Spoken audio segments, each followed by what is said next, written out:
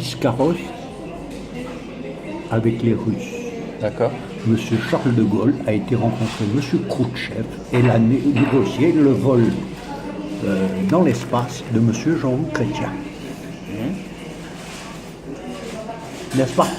On est bien d'accord. On est en pleine République. On est en quoi? Dans le discours, Ouais. en France, à la même époque, l'ennemi juré, c'est les Russes. Ouais, ouais, c'est normal. Je te dis, attends, c'est bon, attends. Mais en cohérence, ce que tu viens de me prétendre, avec le fait que je participe à c'est la conquête de la Lune, mec. Les Russes sont en compétition avec les Américains. Et ils sont en France, sur le centre d'essai de l'ordre, où on tire nos prototypes. Ouais. En fait, c'est ce qu'on essaie en fait de nous faire croire. C'est l'idée. Ouais. C'est l'idée préconçue en fait que les Russes ou je sais pas quelle autre entité serait dans l'esprit de compétition ou de compétitivité par rapport on était en esprit de compétition par rapport à l'essor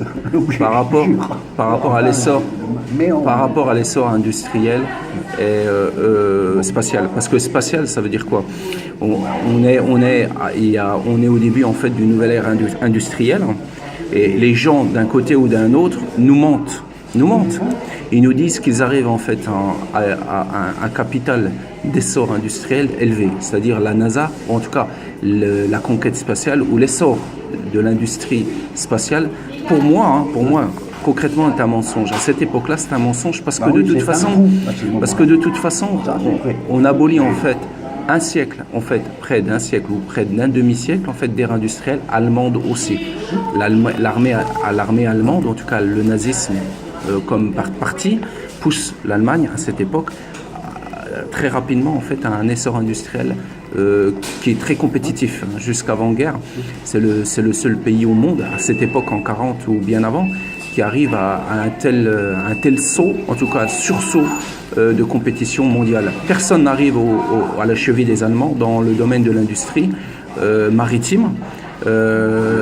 Aérien aussi un peu quand même, mais surtout, les outils industriels. mais surtout terrestre.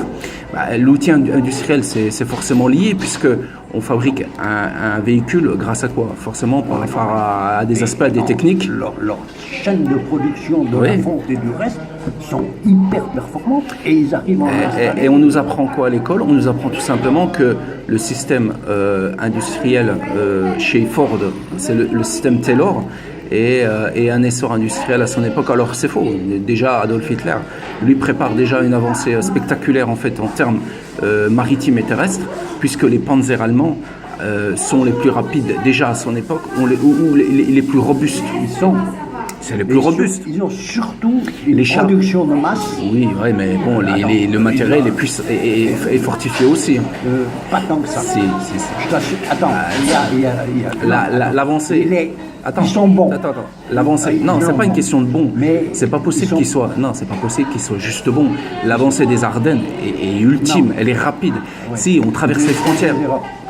Attends, mais je t'assure. Non mais attends, je parle aussi. Après, tu peux aussi. Mais là, oui, mais c'est des faits historiques. L'armée allemande, elle a gagné. Non, mais c'est pas une question de gagner ou de perdre. Non, je te parle pas de gagner en tout cas. Le Blitzer, c'est une attaque éclair. On arrive avec des chars d'assaut. Attends, je termine. On arrive avec des chars d'assaut qui traversent l'Ardenne et le front flamand en 8 jours. À peine 8 jours, on arrive déjà au bord de la mer Adriatique. Mais on est surprenant. C'est surprenant de voir des chars allemands, ou en tout cas du matériel Panzer, limite, arriver à cette distance en l'espace de 8 jours, alors que les Américains eux-mêmes, dans le domaine maritime, ils traversent en fait la baie de Michigan, tu connais le lac de Michigan, ils la traversent en 16 jours, c'est ce qu'ils disent, en 9 nuits, ils traversent la baie de Michigan, alors que les Allemands, eux, sont décisifs dans tout. Ils arrivent au port de New York à peu près à une longueur de 2 miles, à espionner les États-Unis d'Amérique déjà en 1943. Avec le sous-marin? Avec le sous-marin. Non, mais quel sous-marin? Il est bizarre ce sous-marin. Il arrive au bord du bord de Détroit, il sort et il photographie légèrement la baie de Michigan, le port de New York, l'Empire State Building de loin. Et ils ricanent, les Allemands. Et ça, c'est envoyé par les SS Troopers de la marine de Canaries. À cette époque, l'Allemagne est fantastique en termes de révolution industrielle. Mais je te pose une question, c'est quand même bizarre, non? Que les Allemands arrivent à se déployer aussi rapidement de par le monde sans avoir, en tout cas sans être légitime d'y préparer une attaque, ou en tout cas être la seule, parce qu'elle n'a pas d'alliés en réalité dans le monde entier, parce que les autres pays n'existent pas.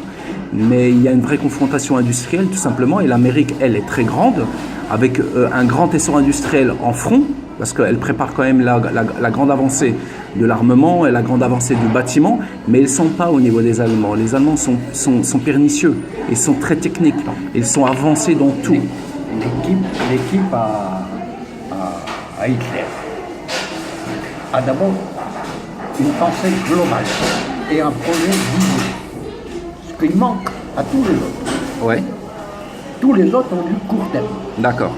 Ils n'ont pas de projet visé, ils ont juste le truc, on l'empêchera. C'est tout. Ouais. C'est très court, très simple. Et eux, ils ont un projet visé. Hitler et son équipe, parce que je pense que mais Hitler, il était le centre du tout, mais il avait les gens autour de lui. Et je pense qu'ils avaient leur rôle. Ouais. C'était pas des demi-portions. Et c'était du cerveau Breitner. C'est de l'énorme cerveau, c'est vrai. La SS Patrie, c'est quelque chose de phénoménal quand même. Le mec qui a pensé les camps de concentration, il n'était pas con. Alors non. Alors moi je suis pas d'accord. Pourquoi?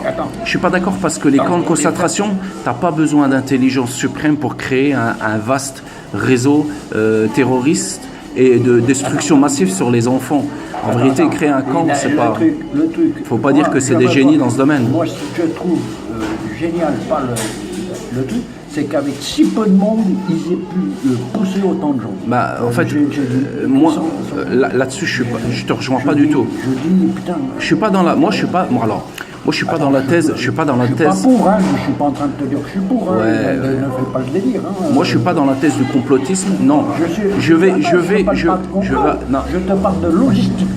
Comment ils ont réussi à rendre ils ont réussi à rendre la police française complice du truc. Ah mais ça c'est simple, c'est simple. Les chemins de fer, le conducteur de chemin de fer, alors que dans les chemins de fer, tu as la vraie résistance. Mais ça c'est la haine du juif. Ça c'est la haine du juif. La haine. Mais attends, ils savent intelligemment. Il faut savoir intelligemment utiliser ces putains de leviers. Il ne faut pas faire de conneries. Je sais pas. Moi, je pense que tout ce qui est lié à la destruction, en tout cas, au camp d'internement ou à l'antisémitisme, c'est pas lié directement à l'Allemagne. La France, elle a elle-même. On a à l'intérieur de nous. La France, oui, c'est ce que je veux dire. C'est que aussi, la France, c'est Vichy, c'est beaucoup Vichy, et c'est beaucoup aussi Maurras. Et beaucoup les écrits antisémites, bien avant, même à l'époque où on accuse en fait Dreyfus, la haine du juif en France, en tout cas même jusqu'à l'époque du roi de Versailles, il y a de l'antisémitisme. On n'aime pas les juifs depuis au moins 8-9 siècles. Pourquoi? Parce qu'on les... Non, c'est pourquoi on ne les aime pas. Parce qu'on les déteste. Pourquoi? Parce qu'ils sont pas beaux. Parce qu'ils ont un pouvoir réel. Ils ont une intelligence. Ils ont une organisation. Ils ont une culture. Ils ont une littérature. Ils ont aussi quelque chose d'important que les gens oublient. Ils ont une religion. Et les gens n'aiment pas lorsqu'on fait face à une personne qui a une religion, un dogme différent. Mais en fait, même à l'époque du jacobisme, le juif est quelqu'un de bien ou de mauvais, c'est pas ça, c'est qu'en Europe en fait il y a différentes fratries, mais les juifs d'Europe en réalité c'est pas que ce sont des vrais juifs. Et pour moi les vrais juifs aujourd'hui on les reconnaît, pourquoi? Parce qu'ils suivent le Talmud. À l'époque non, c'est que c'est des gens quand même très assimilés, mais ce qui s'est passé en fait à l'avant-guerre pour moi et après-guerre c'est différent. Les juifs qui ont été exterminés en Allemagne, c'est des juifs pour moi qui ont été vraiment, vraiment dans l'absolu innocents. Et ils ont été déportés violemment par une haine antisémite. Et les gens qui les ont amenés en fait dans les camps de concentration, c'est pas une question de camps de concentration, c'est quand ont existé ou pas. On ne sait pas quand ils ont existé, c'est pire que ça. Moi je dis pire que ça. C'est pas qu'ils ont. Il y a des gens qui doutent de ça. C'est pas ça. C'est qu'ils noient à Varsovie. À Varsovie, dire qu'à Varsovie, les camps de Dachau, Auschwitz, Birkenau, ils n'ont pas existé. C'est une folie parce qu'en fait, ce qu'il faut savoir, c'est que le camp de Varsovie a été en fait un camp de rétention. Et on a encerclé des enfants parce qu'ils étaient hébreux, fils d'Israël, et on les a exterminés tout simplement dans leur innocence. Et c'est vrai ça. Et c'est ça le comportement à avoir aujourd'hui dans l'histoire, dans les faits historiques, c'est de dire oui, ça, non seulement ça existait, il y a eu, mais la haine, pourquoi la haine? La question c'est pas ça, c'est pourquoi la haine? Pourquoi tuer des enfants? Non mais pourquoi tuer des enfants? Alors, parce que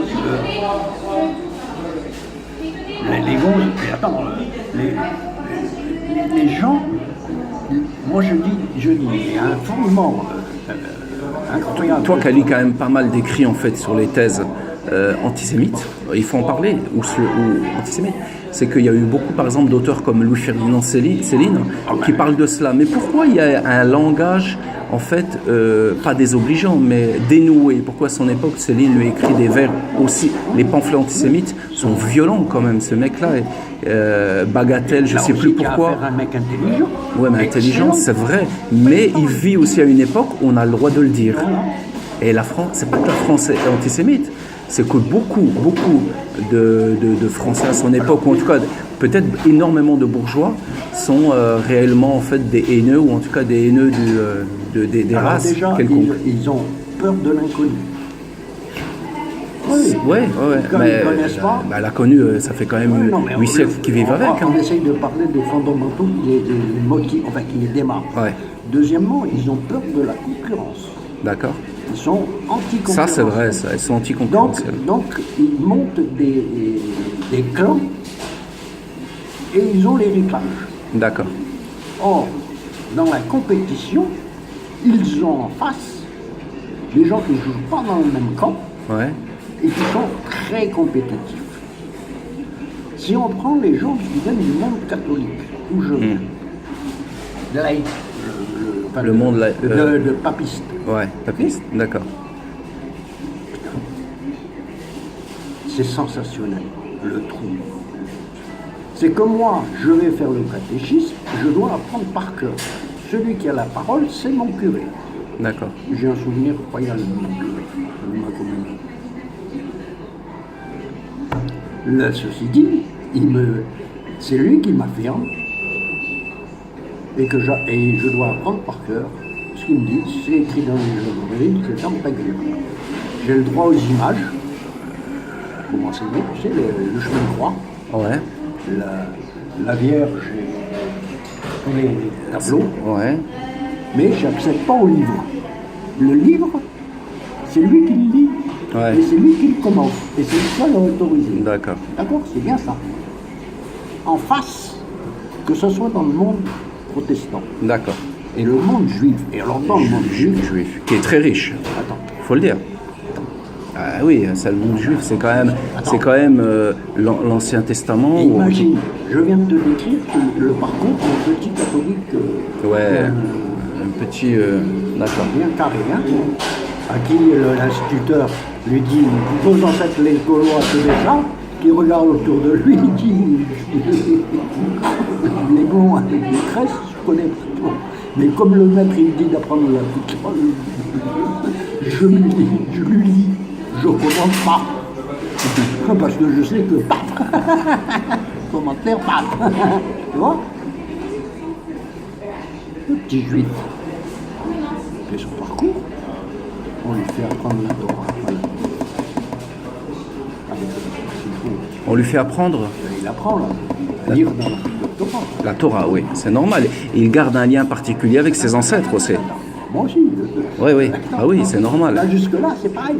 Sauf que lui, quand il arrive à un certain âge, autour de ses 13-14 ans, il y a toute l'assemblée des Juifs qui se réunissent. Les papas en bas, les mamans en haut. Ouais.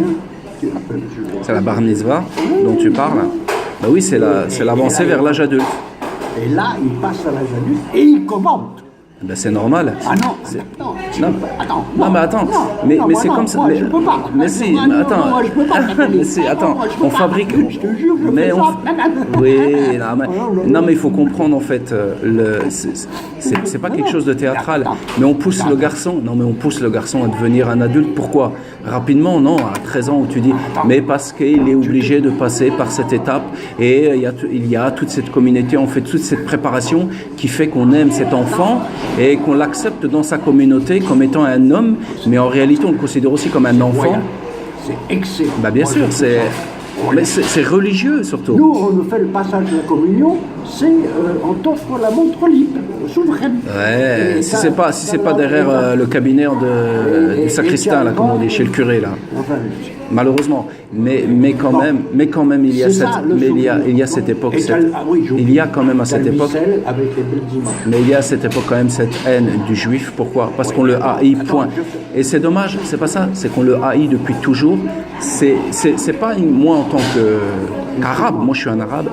Je me considère pas, en tout cas de la culture judéo-chrétienne, mais je m'approche, et en tout cas je m'assimile vachement, ou en tout cas très proche du domaine des cultes séfarades, ou en tout cas israélites, parce que il y a pas une concurrence entre moi et eux, mais c'est une assimilation, non, c'est une proximité qui est forte entre les Juifs d'Israël, du bassin méditerranéen, et nous, les gens du Moyen-Orient. On y a ce culte de proximité qui fait qu'on est cousins. Pire que ça, c'est qu'on est presque de la même famille. On est de la même famille, de la même alliance. Et vous êtes sortis de là? Oui, mais on est différents. On est différents. Les Israélites et les Ismaélites sont différents, mais ils sont très proches, très proches. Ils sont très proches. Aucun problème. Mais attention, tous les Maghrébins, en tout cas l'ensemble des Maghrébins ou des Arabes, ne sont pas ismaélites. Il faut être du sang des Ismaélites, des premiers Arabes, de l'Arabie. C'est important ce que je dis. Même à l'époque du prophète, à Yatrib, qui est Médine, elle était juive, Yatrib, complètement juive. L'Arabie était fondamentalement habitée. Attends, 2 minutes. Elle était fondamentalement habitée par la patrie d'Israël. Elle était fondamentalement habitée par la patrie d'Israël et la patrie des Arabes, et surtout dans le Hijaz, des Quraysh de la Mecque, qui vivaient en harmonie avec les Juifs qui étaient commerçants, ou bien qui étaient cultivateurs, ou qui étaient des constructeurs d'idoles ou autres, ou des païens ou autres. Mais il y avait cette proximité où l'époque elle était différente. Aujourd'hui, il y a beaucoup chez les musulmans des gens apatriés aussi, qui ne sont pas ismaélites, qui ne sont pas arabes, qui sont du bassin méditerranéen, ouais, mais qui ont cette difficulté en fait à vivre avec les juifs. Alors qu'en réalité, les juifs et arabes sont une entité unique. Elle est unique. Ouais. Dans tout. Dans le truc. Moi, on revient